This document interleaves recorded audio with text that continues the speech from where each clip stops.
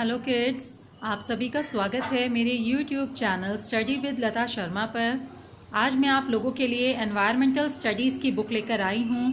इसमें चैप्टर 17 हम रीड करने वाले हैं और इस चैप्टर का नाम है साइड्स, डायरेक्शन एंड टाइम। बच्चों, एक वार्म अप एक्टिविटी दी गई है। इस चैप्टर को समझने के बाद ये वार्म अप एक्टिविटी आप लोग खुद से फिल करेंगे। ओके, आइए चैप्टर को स्टार्ट करते हैं। सबसे पहले यहाँ पढ़ा रहे हैं आपको साइड्स। साइड्स क्या होती हैं बच्चों? Your parents and teachers often use the words right, left, front and back. These words are the names of sides. बच्चों, आपने अक्सर देखा होगा कि आपके पेरेंट्स या आपके टीचर्स आपको बात करते समय कई बार राइट, लेफ्ट, फ्रंट और बैक वर्ड्स का यूज़ करते हैं।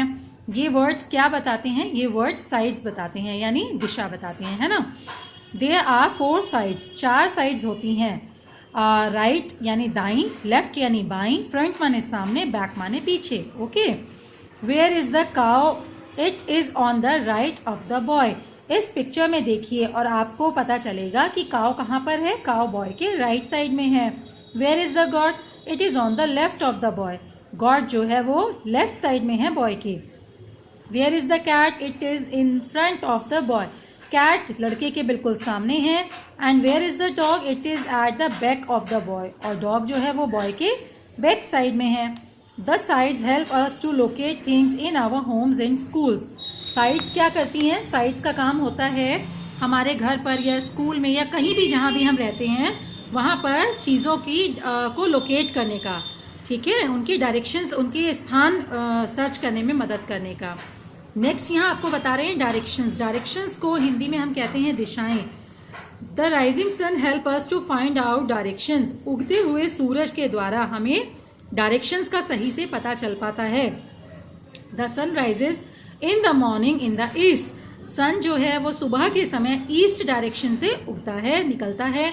It sets in the evening in the west. शाम के समय में सूर्य अस्त होता है कहाँ पर? बिल्कुल ईस्ट के ऑपोजिट यानी वेस्ट डायरेक्शन में। Okay, there are 4 main directions. 4 मुख्य दिशाएं होती हैं बच्चों। These are east, west, north and south. पूरब, पश्चिम, उत्तर और दक्षिण। Okay, how to find out the directions. हम डायरेक्शंस को कैसे फाइंड आउट कर सकते हैं?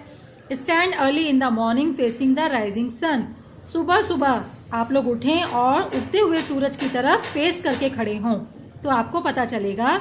Stretch your both arms as shown in the picture. इस पिक्चर में जैसे इस बच्चे ने उगते हुए सूरज की तरफ मुंह करके खड़ा है और दोनों तरफ अपनी बाहें फैला ली हैं, तो अभी क्या पता चल रहा है? Your face is towards the east. ये जो बच्चा है, समझिए ये आप खड़े हैं। ओके, तो आप देखेंगे कि आपका चेहरा जो है वो ईस्ट डायरेक्शन की तरफ है। Your back is towards the west. और जो आपकी बैक है वो वेस्ट डायरेक्शन की तरफ है। Your right arm points towards the south. आपका राइट आर्म यानी दायां हाथ जो है वो साउथ डायरेक्शन होगी, दक्षिण दिशा होगी। And your left arm points towards the north. और आपकी जो लेफ्ट आर्म यानी बाईं भुजा है वो उत्तर की तरफ होगी। Okay, the knowledge of the directions help us to locate things in the neighbourhood, town और सिटी। डायरेक्शंस की अगर हमें नॉलेज हो जाए तो ये हमें ये फाइंड आउट करने में मदद करती हैं कि कोई चीज़ हमारे शहर के या हमारे पड़ोस के कहाँ है। आगे ईस्ट डायरेक्शन में है, वेस्ट में है, नॉर्थ में है या साउथ में है। ओके, नेक्स्ट यहाँ बता रहे हैं टाइम। टाइम का मतलब होता है समय। You know that the sun helps us in finding the directions.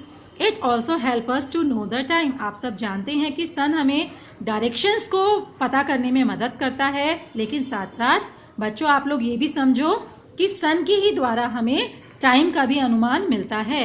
आपको पता है बहुत पहले समय में जब घड़ी नहीं थी, घड़ी का आविष्कार नहीं हुआ था, तो जो हमारे एंसेस्टर्स हैं वो क्या करते थे, हमारे पूर्वज क्या करते थे? सूरज की स्थिति को देखकर समय का अंदाजा लगाते थे। The day begins with the sunrise. दिन की शुरुआत सूर्योदय से होती है। This time of the day is called morning. इस समय को हम सुबह का समय कहते हैं। We go to school in the morning. हम सुबह के समय स्कूल जाते हैं। Slowly the sun moves towards the west. धीरे धीरे सन जो है वो वेस्ट की तरफ मूव करता है, चलता है। When it is above our head. जब यह हमारे सिर के ठीक ऊपर होता है। वी कॉल इट नून और मिड डे। हम इसे दोपहर का समय या अर्ध दिवस कहते हैं, है ना। बिल्कुल एकदम करेक्ट दोपहर जो होती है वो टाइम होता है। The time just after the noon is called afternoon. Noon के बाद का जो समय होता है, यानी एकदम सीधी धूप जो हमें मिलती है, सूर्य की स्थिति हमारे सिर के ऊपर होती है बिल्कुल, वो टाइम होता है नून। उसके बाद जो होती है वो होती है आफ्टरनून, यानी नून के बाद की दोपहर, ठीक है, जो कि अब धीरे धीरे शाम की तरफ बढ़ रही होती है। We have lunch in the afternoon, हम आफ्टरनून में लंच करते हैं।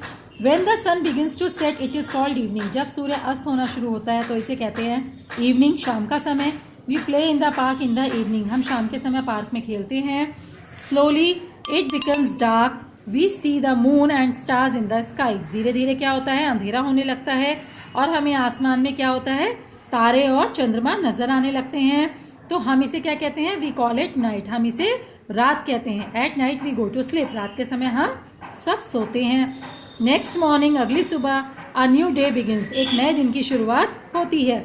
The picture show different activities at different times of the day, यहाँ पिक्चर्स को देखकर देख सकते हैं कि यहाँ पर हमें दिन भर में की जाने वाली अलग अलग समय में अलग अलग गतिविधियाँ जो हम करते हैं वो दिखाई गई हैं। We wake up in the morning, हम सुबह उठते हैं। We eat our lunch in the afternoon, हम आफ्टरनून में लंच करते हैं।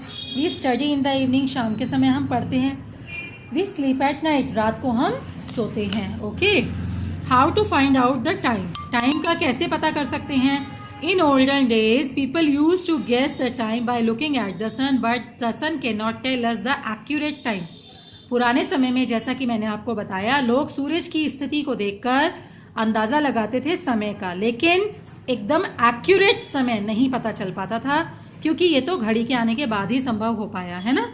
We use watches and clocks to know the accurate time, हम वॉचेस का, क्लॉक्स का यूज़ करते हैं, घड़ी का इस्तेमाल करते हैं सही समय पता करने के लिए। This watch has a minute hand and an hour hand, it tell us the time in hours and minutes. इस घड़ी में आप देखेंगे दो सुइयां हैं, छोटी सुई घंटे की है, बड़ी सुई मिनट की है, ये हमें घंटा और मिनट बताती हैं। This watch has a second hand, a minute hand and an hour hand, it tell us the time in hours minutes and seconds. आप देखेंगे कि यहाँ पर छोटी सुई के अलावा दो बड़ी सुइयां हैं, एक तो मिनट्स बताने वाली और एक सुई है जो अलग कलर में दी गई है, ब्लैक कलर में, सेकेंड्स बताने वाली। ओके, तो आप देख सकते हैं कि कुछ घड़ियां दो सुइयों में भी होती हैं, कुछ घड़ियां तीन सुइयों में भी होती हैं। ठीक है, नेक्स्ट बता रहे हैं आवर्स मिनट्स एंड सेकेंड्स। बच्चों, आप सबको पता होगा, a day has divided into 24 hours, एक दिन में 24 घंटे होते हैं। 1 hour has been divided into 60 minutes, और एक घंटे में 60 मिनट्स होते हैं। ऐसे ही 1 minute has been divided into 60 seconds, एक मिनट में 60 सेकेंड्स होते हैं। ओके, ये आपको मैथ्स में भी पढ़ाया जा चुका है, तो मुझे उम्मीद है आप सबको ये चीज़ें ऑलरेडी पता होंगी। चलिए ईवीएस में दोबारा से पढ़ के एक बार इसका रिवीजन हो रहा है, ठीक है, तो इसको केयरफुली बच्चों देखिएगा। Okay, weeks, months and year. There are 7 days in a week, एक हफ्ते में 7 दिन होते हैं। There are 4 weeks in a month, एक महीने में 4 हफ्ते होते हैं। There are 12 months in a year, एक महीने में एक साल में 12 मंथ्स होते हैं।